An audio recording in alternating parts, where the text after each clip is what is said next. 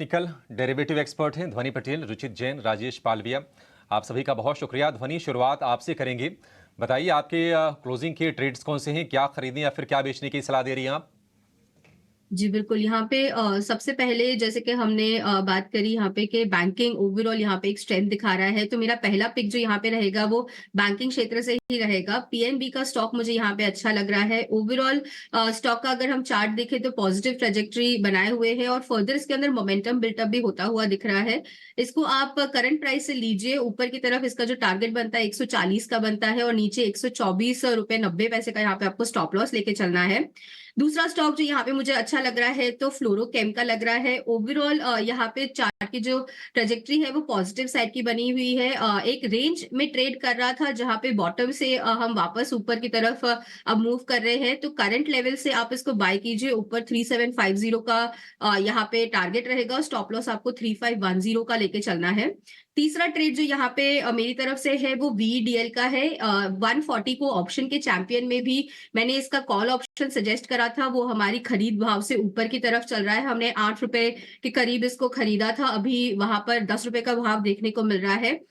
Overall stock यहाँ पर जो है ये फर्दर मोमेंटम अपसाइड का दिखाएगा। इसको आप डेरिवेटिव या फिर कैश दोनों ही तरीके से ट्रेड कर सकते हैं। 300 रुपए के टारगेट के लिए इसको लीजिए, नीचे 274 का स्टॉप लॉस लगाइए। ठीक है, ध्वनि की तरफ से तेजी के 3 इक्के। पीएनबी 140 रुपए का टारगेट, 124 रुपए 50 पैसे का इसमें स्टॉप लॉस। गुजरात फ्लोरो 3750 रुपए का टारगेट और 3510 रुपए का स्टॉप लॉस। और तीसरा शेयर वेदांता 300 का टारगेट, 274 रुपए का स्टॉप लॉस इसमें आपको लगा के चलना है। राजेश जी, आपके रडार पर कौन से शेयर हैं, आपने क्या स्पॉट किया है सर? बताइए, कन्विक्शन कहाँ आ रही है? Good afternoon Abhishek ji, good afternoon everyone. सो पहला स्टॉक जो पसंद आ रहा है वो है पावर ग्रिड का। एक कंटिन्यूटी बनी हुई है अप ट्रेंड की, और जिस तरीके से पूरी पावर स्पेस में एक मोमेंटम है, हमें लगता है पावर ग्रिड को यहाँ पे बाय किया जा सकता है। ओवरऑल स्ट्रक्चर बुलिश है, अपसाइड के टारगेट एक्सपेक्ट कर रहे हैं इसमें 305 रुपए तक के। स्टॉप लॉस रखेंगे करीब 290 का। जो दूसरा स्टॉक पसंद आ रहा है वो संवर्धना मदरसन मदरसन जिसका एनएससी टिकर है।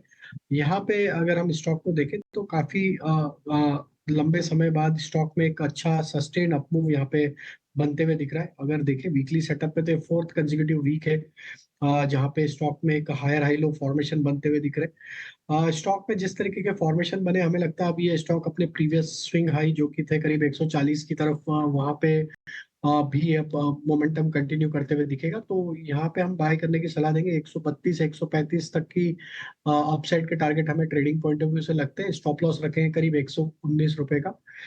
तीसरा स्टॉक जो बाय करना है वो है कोल इंडिया का। कोल इंडिया में एक करेक्शन के बाद स्टॉक ने वापस एक अच्छा रिकवरी का ट्रेंड यहाँ पे पिछले 3-4 सेशन से स्टार्ट किया है। स्टॉक अब 20 डे मूविंग एवरेज के ऊपर सस्टेन करते हुए दिख रहा है। ओवरऑल लॉन्ग टर्म स्ट्रक्चर इसके बुलिश है। वीकली सेटअप पे देखें तो स्टॉक एक अप स्लोपिंग चैनल में ही ट्रेवल करते हुए दिख रहा है, जो कि दिखाता है कि स्टॉक का overall short to medium term structure bullish ही है। हमें लगता है कोल इंडिया यहाँ से एक अच्छा मोमेंटम अगले 1-2 ट्रेडिंग सेशन में कंटिन्यू करते हुए दिख सकता है। कोल इंडिया पे अपसाइड के टारगेट हम 472 तक एक्सपेक्ट कर रहे हैं ट्रेडिंग पॉइंट ऑफ व्यू से। स्टॉप लॉस होगा करीब 454 रुपए के आसपास। तो दो सरकारी कंपनी, कोल इंडिया और पावर ग्रिड में तो वाकई अच्छा मोमेंटम हम देख भी रहे हैं। 305 का टारगेट है, 290 रुपए का स्टॉप लॉस। कोल इंडिया 472 का टारगेट, 454 रुपए का स्टॉप लॉस। और संवर्धन मदरसन, जिसको लेकर एक खबर भी आई है आज हमारे सूत्रों के हवाले से, एक्सक्लूसिव खबर है कि जापान की Sumitomo wiring system block deal में अपना इसमें स्टेक कुछ बेच सकती है। तो संवर्धन मदरसन 132 और 119 रुपए का स्टॉप लॉस। आखिर में रुचित जी आपके पास आएंगे। थोड़ा सा नैतिक दबाव आपके ऊपर बढ़ गया होगा, क्योंकि ध्वनि ने भी 3 स्टॉक दिए, राजेश जी ने भी 3 स्टॉक दिए। आप बताइए, आपकी लिस्ट में 2 शेयर हैं या 3 शेयर हैं, और किस साइड के हैं, खरीदारी के हैं या फिर बिकवाली के? तो अभिषेक जी, मैं शो की शुरुआत तो 2 स्टॉक से ही करूंगा, बट नो, क्योंकि हमारे पास और 40-45 मिनट्स है, तो आई एम श्योर कि हम और पिक्स बाद में और लेंगे जब बीटीएसटी के बारे में भी बात करेंगे। तो जो 2 पिक्स है उसमें पहला पिक एचडीएफसी लाइफ में खरीदारी की सलाह है। तो यहाँ पे हम देखेंगे तो एक price wise corrective phase no पिछले कुछ 2 ढाई महीनों में स्टॉक में आया है, बट कल जो वॉल्यूम्स के साथ में स्टॉक ने एक रिवर्सल बनाया है, कि जहाँ पे प्रीवियस 20 डेज का एक्सपोनेंशियल मूविंग एवरेज के ऊपर स्टॉक ने ब्रेकआउट दिया, वो भी काफी अच्छे वॉल्यूम्स के साथ।